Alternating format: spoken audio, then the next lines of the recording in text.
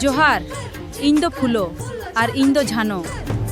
30 जून नवा दो सुमुंग मिट महित से दिन दो बांग कना 1855 सेरमा रिया नवा दिन रेगे भोगनाडी अतु रे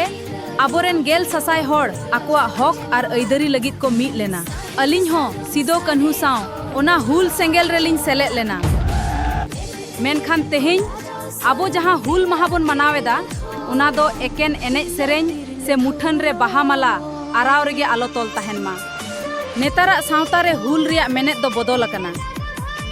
नेतारा हुल दो सेचे रिया हुल कना नेतारा हुल दो हासा भाषा और बीर बुरु रिया हक बंचाव रिया हुल कना नहा जुग रे जहां डिजिटल मीडिया और डॉक्यूमेंट्री तलाते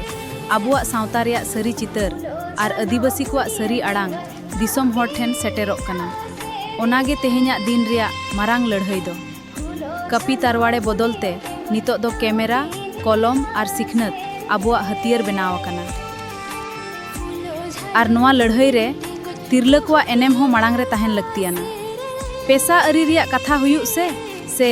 अतु मोड़े होड़ा बिचार मिद सिखनत कुड़ी गिद्रा गे आबुआ सावता दोय लहा इदी दाड़ेया तिरला को आकुआ ऐदरी को बडाय लेखान गे सावता दो आज तेगे केटेजोआ आदिवासी सावता रिया सरी उतनव दो तिरला को लहांती बेगर बांग हुई दाड़ेया ओनाते नेतारा हुल महारे आबो नवा उयहर दहोय हुयु तबना जे आबोरेन गिद्रा को चेलका तबन सेचेत कुआ और आबुआ अरिचली चेलका तबन बंचाव दहोया